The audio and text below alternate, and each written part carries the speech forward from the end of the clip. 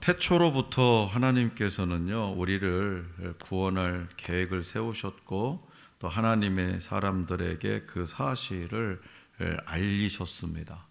그러니까 구약 시대를 통틀어서 그 계획을 차근차근 실행시키셨고요, 그리스도의 오심을 통해서 그 계획이 이렇게 표면적으로 드러나게 된 거죠.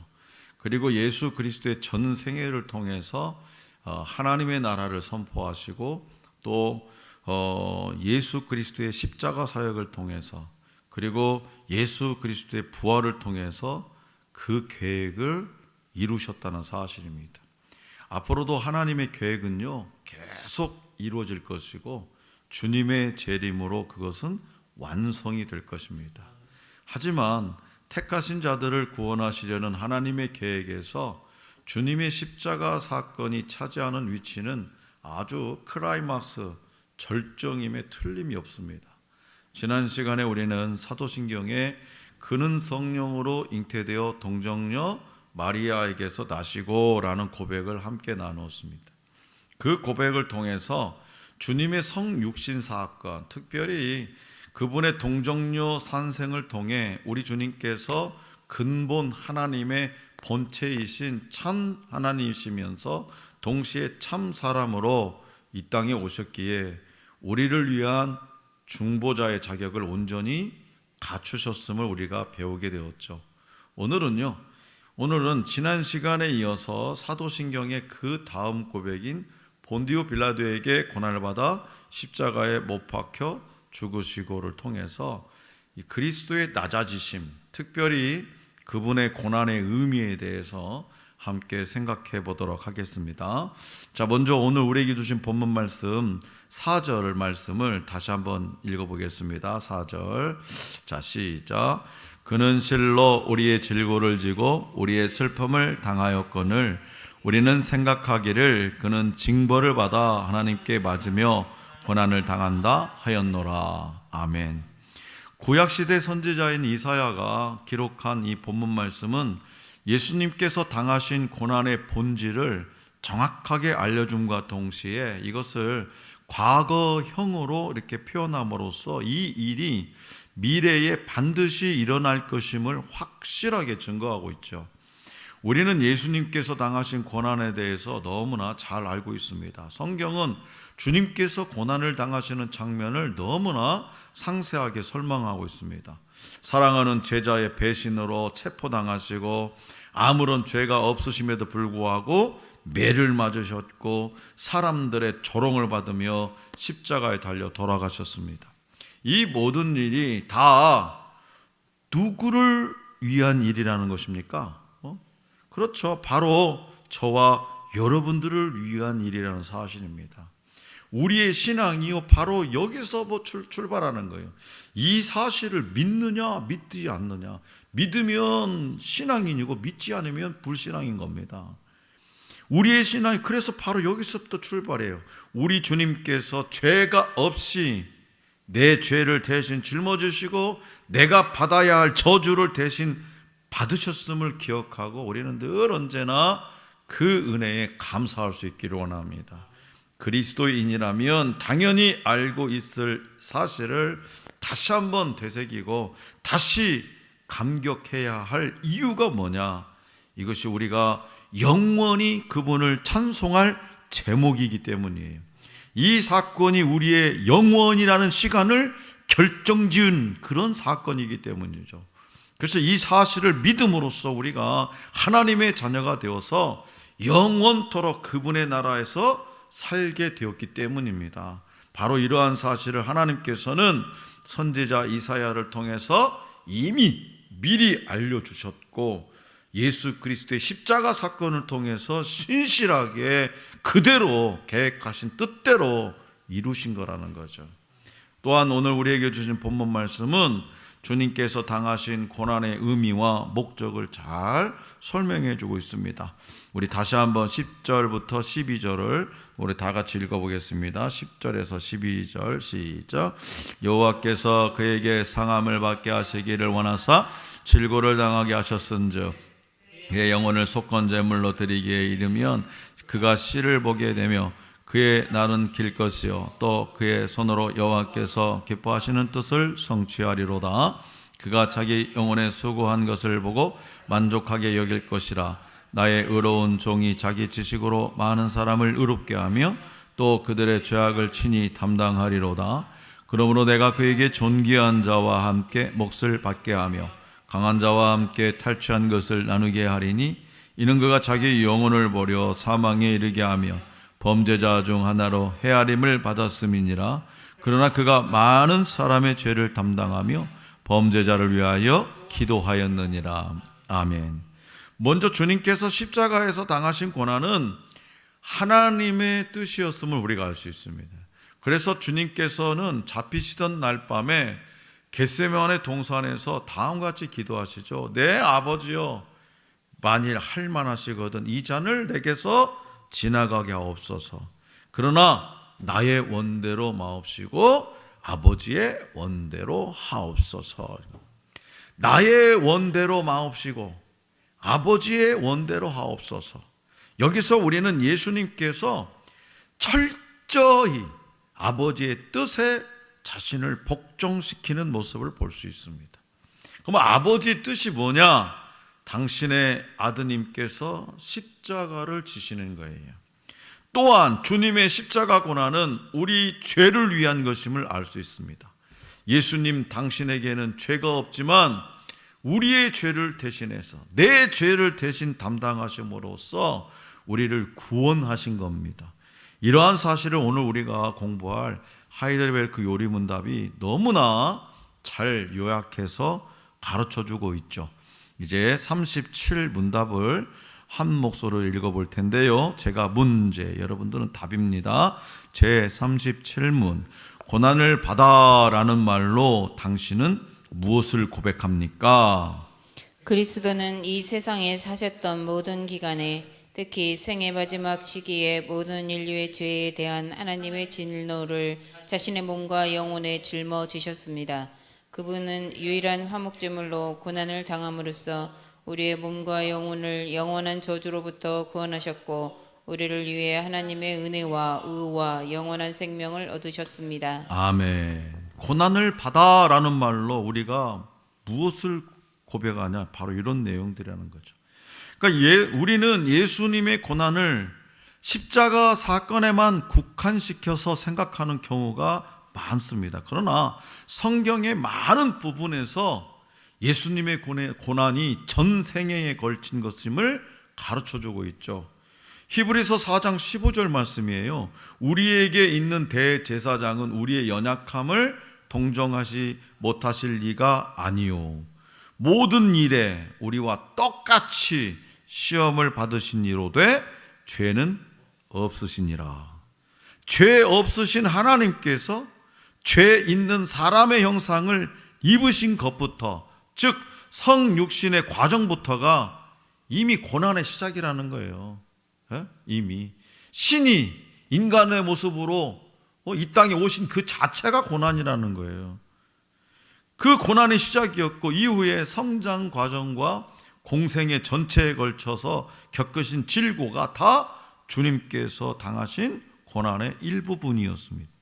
그리고 십자가 위에서 이 모든 고난이 아주 클라이막스, 극치를 이루어서 자신을 화목제물로 드리시고 사흘 만에 부활하심으로써 비로소 우리를 죄로부터 구원하고자 하신 하나님의 구원 계획을 완벽하게 이루신 거예요. 이렇게 37문답이 주님께서 당하신 고난의 기간과 그 결과를 말하고 있다면 이어진 38문답에서는요 그 고난의 과정에 관해서 설명해 주고 있습니다. 자, 38문을 다 같이 읽어보겠습니다. 제 38문, 그분은 왜 재판장 본디오 빌라도에게 고난을 받으셨습니까? 그리스도는 죄가 없지만 세상의 재판장에게 정죄를 받으셨으며 이로써 우리에게 임할 하나님의 준엄한 심판에서 우리를 구원하셨습니다. 아멘. 예수님의 고난의 과정을 요약하자면 먼저 사내들인 공회에 의해서 사로잡히시고 신문을 받으신 뒤에 총독 본디오 빌라도 앞으로 끌려가셨죠. 본디오 빌라도는요, 예수님에게 아무런 죄도 찾지 못했어요.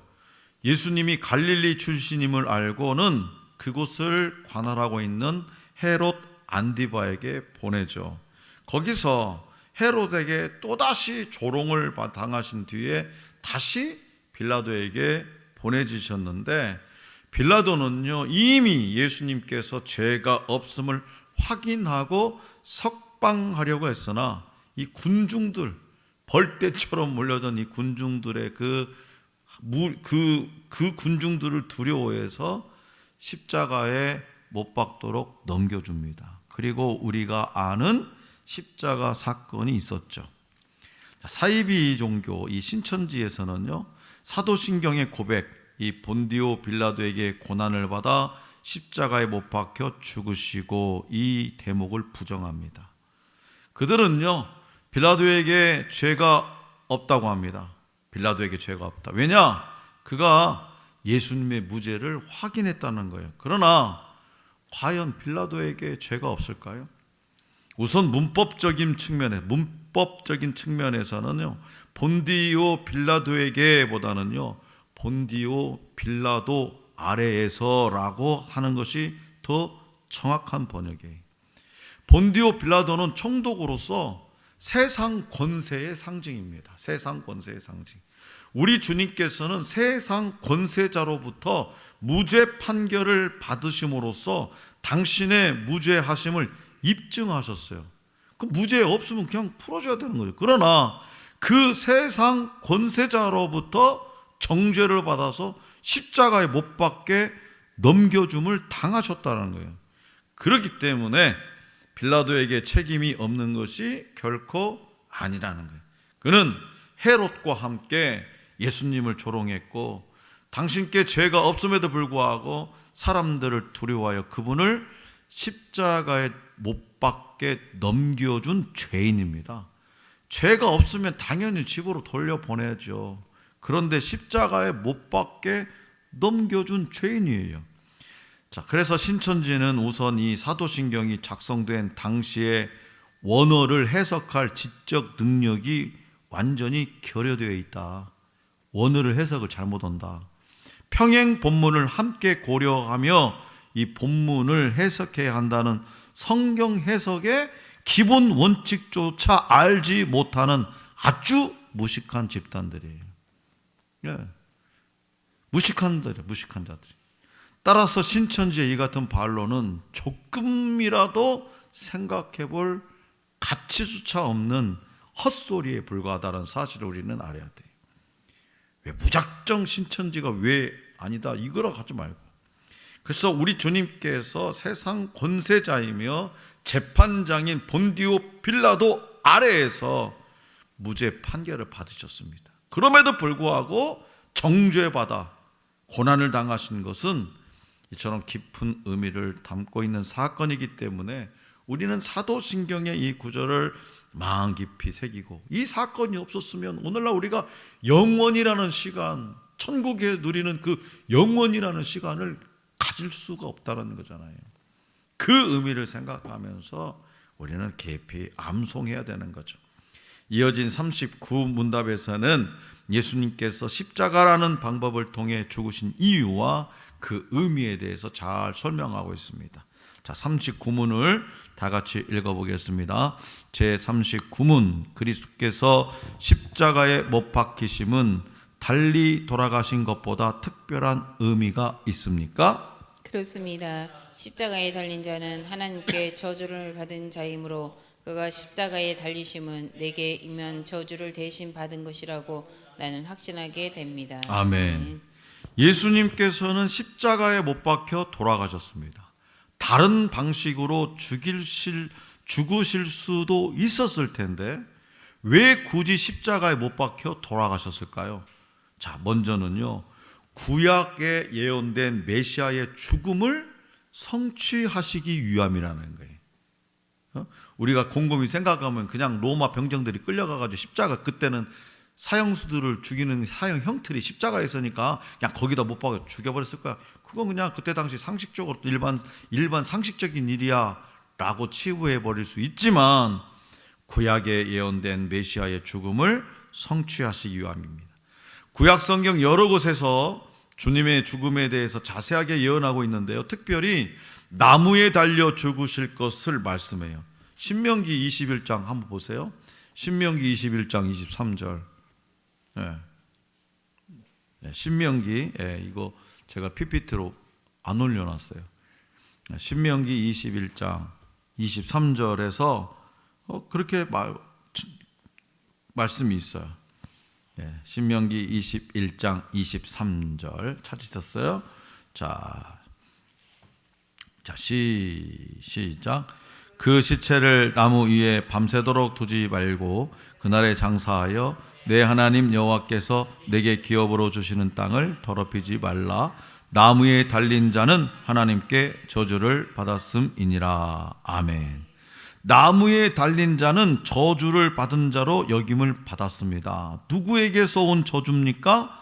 하나님으로부터 온 저주입니다. 다시 말해서 주님께서 나무에 달리신 것은 하나님께 저주를 받으신 것이라는 뜻이에요. 여기서 우리는 다시 한번 하나님의 사랑을 발견하게 되는데요, 어떤 사랑이냐? 우리가 받아야 할 저주, 내가 받아야 할 저주를 당신의 하나뿐인 아들에게 대신 퍼부으심으로써 오늘 저와 여러분들을 구원하시고 당신의 자녀로 삼아주셨다는 사실이에요. 네. 이것이 우리가 하나님께 그리고 우리 주님께 받은 십자가 사랑의 본질이라는 거예요. 우리가 십자가 사랑 잊지 말자고 하는데, 이 십자가 사랑의 본질이 뭐냐? 내가 받아야 될 온갖 저주를 우리 주님이 다 받으셨고 나는 구원을 받았다는 거예요. 하나님의 자녀 삼아 주셨다는 거예요. 이것이 십자가 사랑의 본질입니다. 그래서 우리가 받아야 할 마땅한 저주, 우리가 서야 할 자리에 우리 주님께 대신 나아가셨고, 거기서 우리를 향한 하나님의 구원 계획을 완성하셨다는 사실을 우리는 기억해야 하시기 바랍니다. 자, 사랑하는 성도 여러분, 오늘은요, 본디오 빌라도에게 고난을 받아 십자가에 못 박혀 죽으시고 라는 사도신경의 조항에 대해서 우리가 함께 생각해 보았습니다. 우리가 아무 생각 없이 그냥 그렇게 작성되어 있으니까 암송하던 사도신경의 이 고백이 얼마나 깊은 의미를 담고 있는지 깨닫고 하나님의 은혜에 감사하는 그런 시간이 되셨기를 원합니다. 오늘 함께 나눈 이 하이델베르크 요리문답의 문항들을 다시 한번 생각하면서 나를 대신해서 내가 져야 할 십자가를 지시고 하나님의 저주를 받고 죽으시기까지 나를 사랑하신 그 주님의 은혜에 감격할 수 있기를 원합니다. 또한 우리 주님을 향한 감사와 찬양을 날마다 올려드리는 가운데 받은 바 은혜가 헛되지 않도록 말씀에 순종하며 살아가기를 결단하는 저와 여러분들이 될 수 있기를 간절히 기원합니다.